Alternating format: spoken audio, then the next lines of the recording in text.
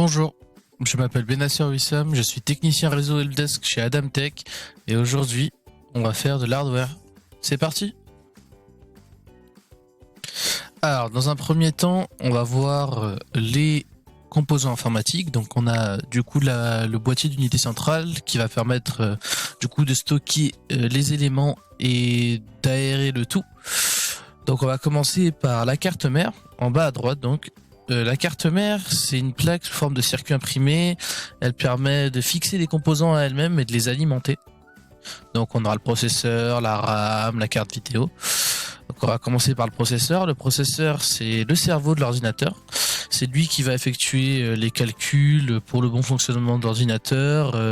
Il y a plusieurs, par exemple, puissances de processeur. Elles sont exprimées en gigahertz, par exemple.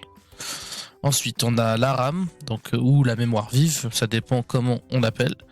Il s'agit d'une mémoire importante, c'est importante pour l'ordinateur, c'est temporairement ce qui va stocker les données d'un programme pour alléger le processeur, et plus vous avez une quantité importante de RAM par exemple, plus votre ordinateur il sera rapide, notamment lorsque vous ouvrez plusieurs programmes en même temps. C'est-à-dire que si j'ouvre une page Windows, j'en ouvre plusieurs et je peux ouvrir quelque chose en arrière-plan, plus j'ai de RAM, moi mon PC va avoir de problèmes à être rapide.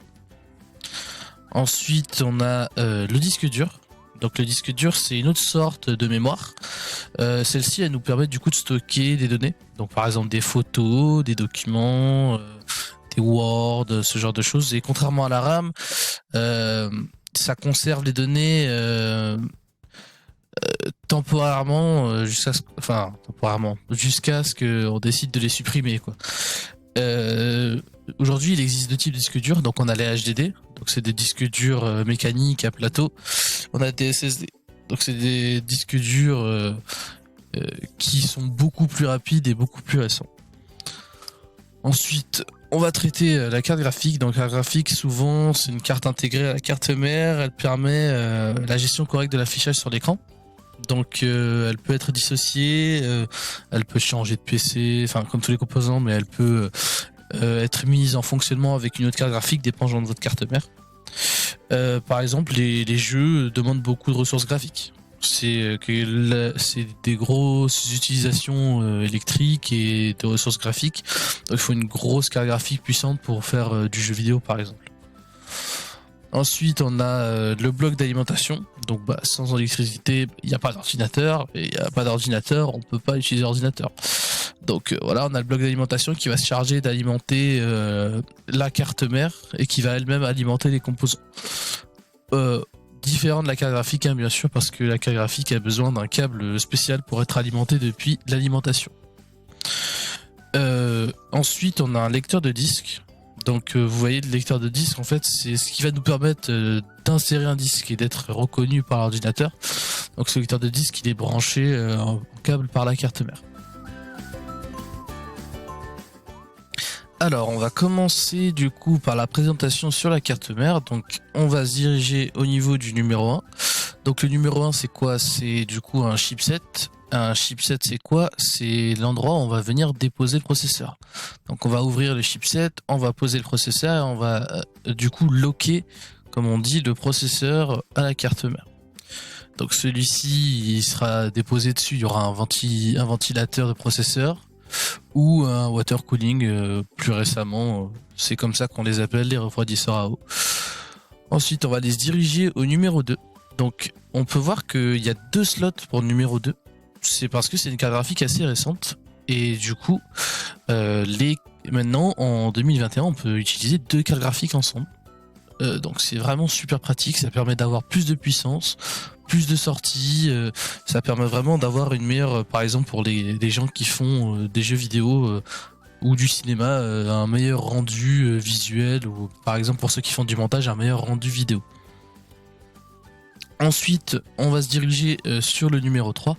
Donc le numéro 3, du coup, ça va être l'insertion, c'est des ports pour insérer des cartes supplémentaires.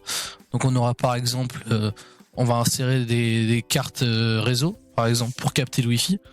On va par exemple insérer des cartes son si il y a peu des personnes peut-être par ici qui font du son, des prods, ce genre de choses, ça va vous servir pour insérer une carte son plus performante, sachant que les autres cartes son, les cartes son intégrées directement sur la carte mère, elles sont parfois pas tip top quoi, donc c'est mieux d'avoir une carte son externe.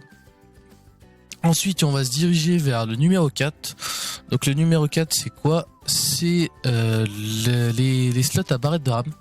Donc là, on a du coup une carte mère qu'on va dire ATX. Donc c'est les plus gros formats de carte mère parce qu'on voit du coup il y a 4 slots de RAM.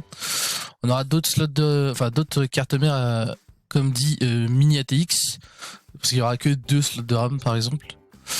Et du coup, on va venir déclipser les petits ports sur les côtés et faire rentrer les cartes mères. Donc c'est ici que, rentrer les barres de RAM, c'est ici qu'elle rentre. Ensuite, donc on va voir l'alimentation de la carte mère parce que c'est très important. Donc on va se diriger sur les deux numéros 7 en commençant par celui en haut à gauche. Donc on voit que c'est une alimentation à 8 ports qui peut être extendée à 10 ports. Et donc c'est l'alimentation tout simplement du processeur, comme je vous ai montré sur le chipset. Et cette alimentation, parce que le processeur a besoin d'une alimentation plus élevée, donc on va venir le brancher directement via un câble. Et l'autre numéro 7, du coup, ça devient... c'est l'alimentation de la carte mère. Donc la carte mère, comme je vous ai dit tout à l'heure, elle va alimenter tous les autres composants. Et du coup, elle a besoin d'une entrée de courant, en fait, tout simplement. Du coup, on a revu les principaux composants sur la carte mère. Donc, je vous remercie d'avoir suivi et à la prochaine.